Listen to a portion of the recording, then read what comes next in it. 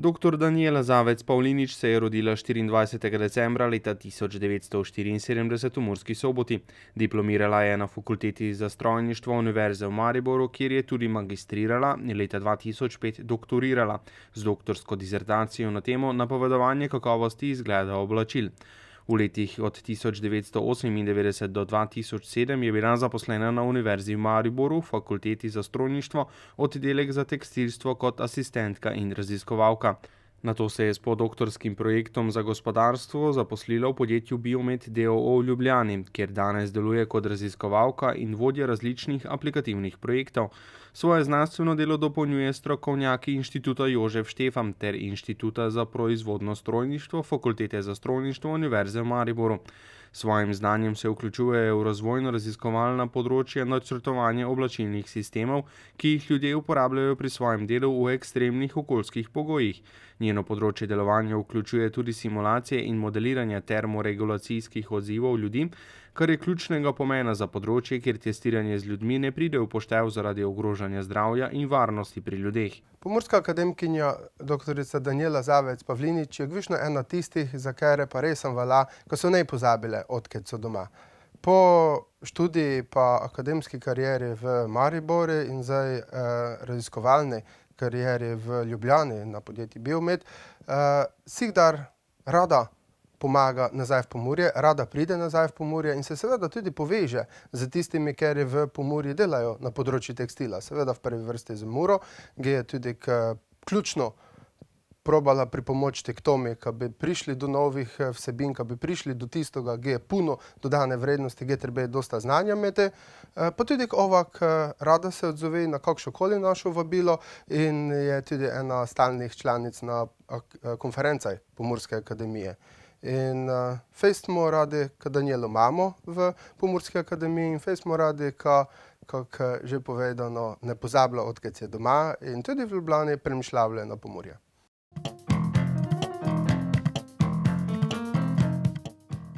Zaščitna oblačila morajo biti čim lažja in če je le možno, skoncentrirana na trup, kar je pomembno za porazdelitev izolacije čez celotno telo. Zahteve današnjih uporabnikov športnih in rekreativnih oblačil, pa tudi vsakdanjih, terjajo, da se v proces njihovega načrtovanja in razvoja vse bolj implementira model za razvoj oblačilnih sistemov za ekstremne okoljske in delovne pogoje. Oblačilni izdelki, ki nastajajo v koraku z modnimi trendi, se vse pogosteje odmikajo od udobja, tako toplotnega kot tudi ergonomskega, zato so velikokrat namenjeni enkratni uporabi.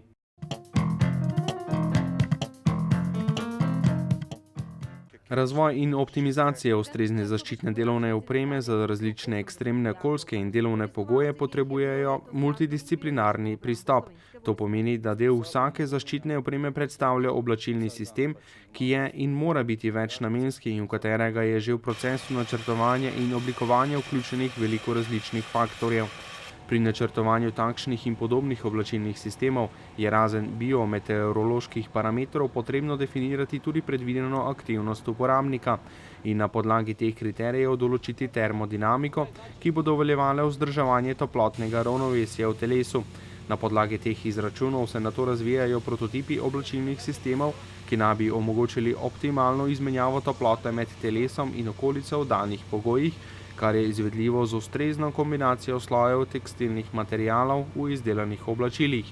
Neprimerni oblačilni sistemi, ki ne preprečijo prekomerne spremembe v temperaturi telesnega jedra, lahko povzročijo akutne okvare, ki so lahko irreverzibilne in so v ekstremnih primerih lahko tudi usodne za uporabnika.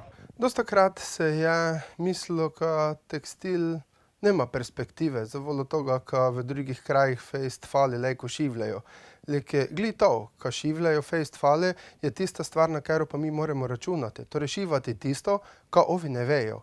In šivati tak, kak ovi ne vejo. In tu treba imeti eno znanje, ker ga je žmetno dobiti in ga drugi ne mrejo imeti. In to je vsebina raziskovalnega dela Pomurske akademkinje dr. Danijele Zavec Pavlinič. In specifika njenega dela so gli stvari, ker lejko tudi krešavljajo življenja, recimo zaščitne obleke, in so stvari, ker so pa mogoče takšne, ki jih srečamo tudi v vsakdanjem življenju. Ešče ne sikdar, zdaj, vsakše, liki v prihodnje gvišno telko bole.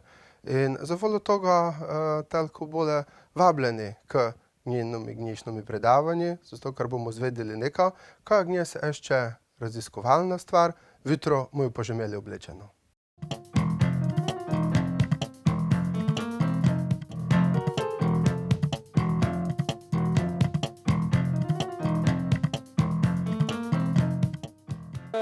Predstavila bom to, ko delamo v enem manjšem podjetju sredi Ljubljane,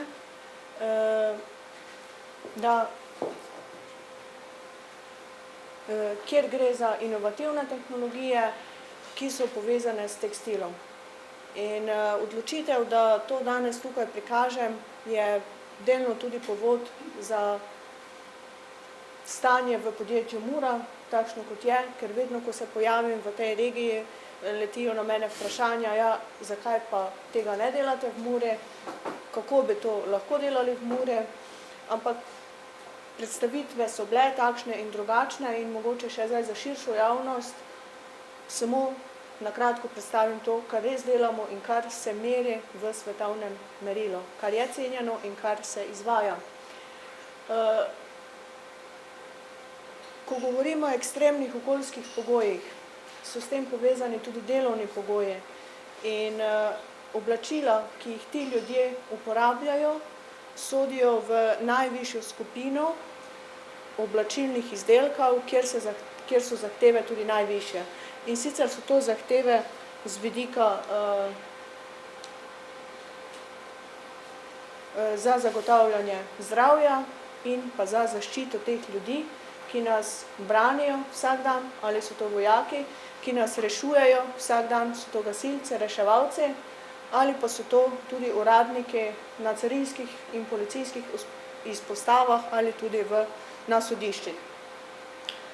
Vedno, ko načrtujemo en takšen oblačilni sistem, je potrebno gledati nevarnost, ki temu uporabniku grozi, njegovo izpostavljenost, kako dolgo časa bo tej nevarnosti izpostavljen in kakšno je takrat njegovo tveganje.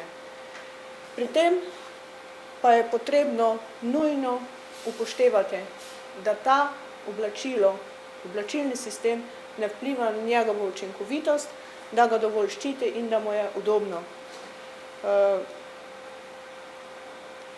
Da lahko kakovostno te stvari izvedemo, smo skupaj s svetovno znanim raziskovalcem z Inštituta Jožef Stefan, profesor Mikjavičem, ki je dolga leta živel in delal v Kanadi, razvila en tak model za razvoj optimalnih oblačilnih sistemov, ki je privzet v obrambni agenciji švedske vojske, kraljevi mornarici, kraljevi angleški mornarici in pa po večjih podjetjih v Evropi, kot so Gor, Decathlon, Sympatex, Armaswiss in tako dalje. S slovenskim znanjem so pred časom, pred leti razvite toplotne lutke, toplotni manekini, ki prikazujejo, simulirajo celotno človeško telo, potem stopalo, roko in glavo. To je tisto prvo orodje, ki ga potrebujemo za razvoj ekstremnega nekega oblačilnega sistema. Na drugi strani, če hočemo uporabnika zaščititi pred ognjem, mu moramo prikazati, kako se neko oblačilo obnaša v takih pogojih.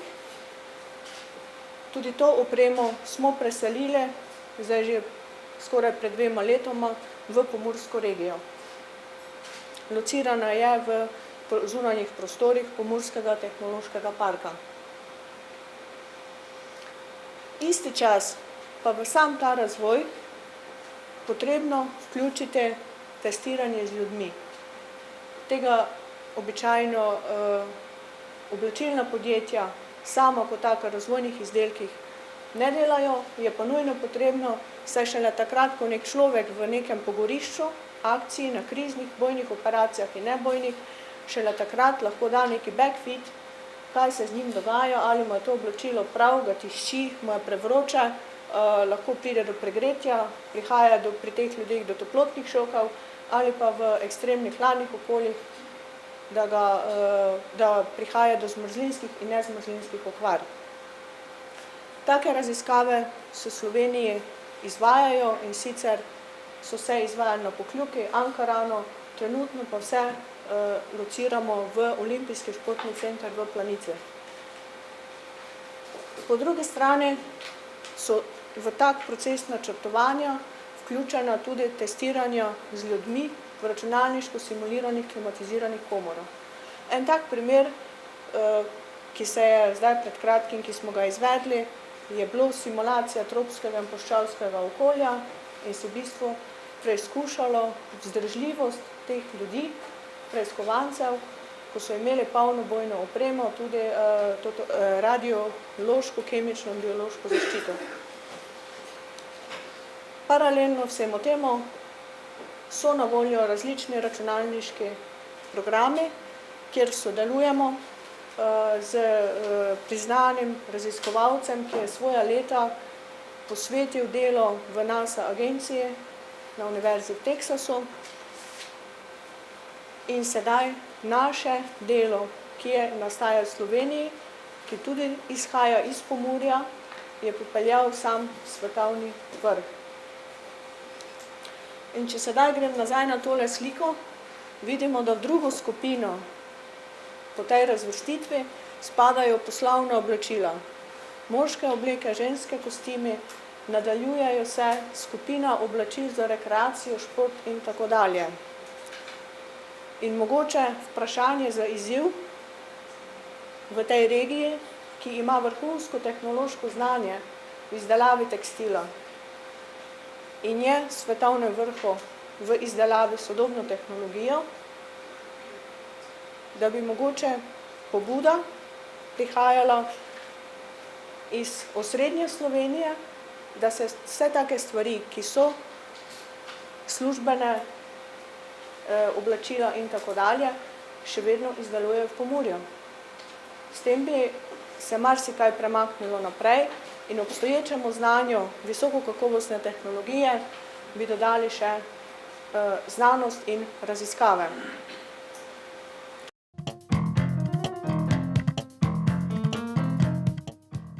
Gasilska zaščitna obleka je narejena iz materialov in na način, da zaščiti gasilca v primeru, da ga zajame kratkotrajni ogenj. To se lahko zgodi v primeru ognjenih eksplozij, ki ponavadi trajajo do največ 8 sekund in pri katerih je gasilec izpostavljen temperaturam od 800 do 1000 stopinj Celzija. Na podlagi tega dejstva opravljajo v požarnih komorah testiranje gasilskih zaščitnih oblek s pomočjo senzorjev na manekinu.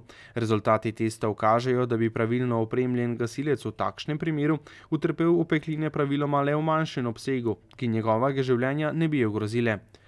Na podobnih področjih raziskujejo ob pomurski akademkinji dr. Danijeli Zavec Pavlinič še naslednji člani PAZU: pomurska akademkinja dr. Dragica Kiselak in pomurska akademkinja dr. Diana Gregor Svetec.